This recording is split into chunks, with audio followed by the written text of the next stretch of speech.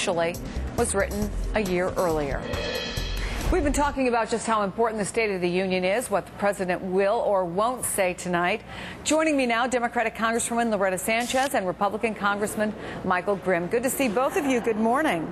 Thank you, Chris. Good to see you. So we just heard Nancy Pelosi and Eric Cantor might sit together. I'm wondering, Congresswoman, where are you sitting tonight?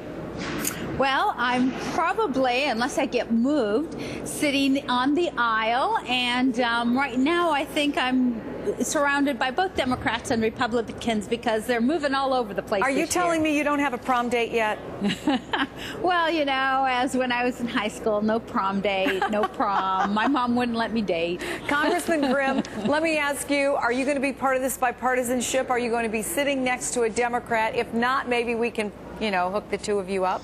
Well, I'm already spoken for. I'm sitting with Congressman Meeks, but I might ask Congressman Meeks to sit on the opposite side of me, so maybe I can be in between my esteemed colleague here and have to sit between both my Democratic colleagues. Well, I think that this leads us to a much more serious question about tonight. What do you want to hear? How do you think that this symbolic bipartisanship can move forward, and on what issues? Congresswoman Sanchez, let me start with you. Well, I would like to see some investment.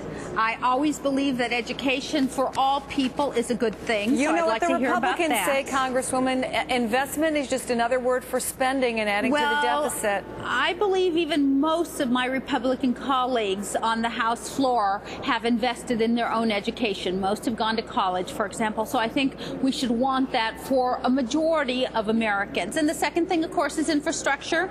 I'm just not talking about transportation, but our sewers and our water systems are incredibly important. And lastly, of course, I would like to see some budget cuts. In particular, it's costing us $8 to $10 billion a month to be in Iraq and Afghanistan. 14 years on the Armed Services Committee tells me, come on, guys, we need to figure out a way to get out of there because we need that money back home. Congressman Grimm, you're new there. You were elected with Tea Party support. Let me ask you some specifics. For example, should older Americans have the option of investing their Social Security taxes in personal investment accounts? It's something that some of the Republicans have been pushing for. The Democrats have been largely very solidly opposed to it. What do you think? Well, I think that the entitlement programs that we have now are unsustainable. And I think on both sides of the aisle, that's extremely evident. The numbers are the numbers. There's no rhetoric that's going to change them. They're staggering, and they are not sustainable for the long term.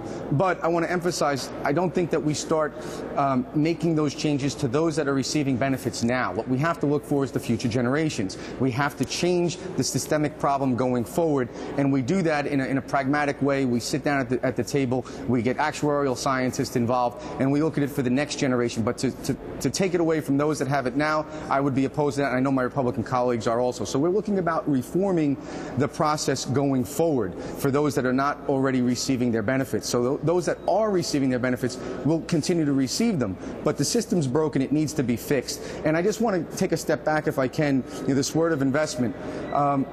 We are addicted to spending in this country, very much so, and we have to stop that. We have got to cut, and we have to stop the spending, or there will not be an American dream to pass on, and all this education and all these wonderful things won't be as significant because we will lose the American dream completely, so to speak, if we don't deal with these entitlements. What we're hearing now from Michael Grimm, is that going to be at the heart of this debate going forward on the economy? Well, I do believe, you know, he's talking about Social Security, for example. Well, the baby boomers are there. They're retiring. So he's saying, let's not do anything about that. Well, that's the large piece. That's what's going to hurt us. That's the big piece of the curve, if you will. On the other side, who is putting into Social Security so that those retirees can get their benefits? A very smaller workforce. If that workforce is not educated, if that workforce does not have have the top jobs, if that workforce is not creating and inventive and bringing technology and innovation and having those high-paying jobs, then we cannot sustain the Social Security piece of it for these retirees that he doesn't want to cut unless we take from the general fund. So, I mean, I understand what he's saying, but the problem is when the math is worked out, and believe me, I'm an former investment banker, have a math and science background, it's just not going to work. So that's what getting to the table is about. That's about being realistic and about saying, look, you've got to give some and I've got to give some. And you know what? We're not going to be able to get this done. We're out of time, but I think, and I say this only half in jest, maybe if you sit next to each other tonight, you can continue the conversation, and maybe we will get something accomplished. It is always a pleasure to have both of you on. You're always very forthright. Congresswoman Loretta Sanchez, Congressman Michael Grimm, thank you so much. I hope we talk soon. Thank you. Maybe we made a match. Who knows? MSNBC State of the Union.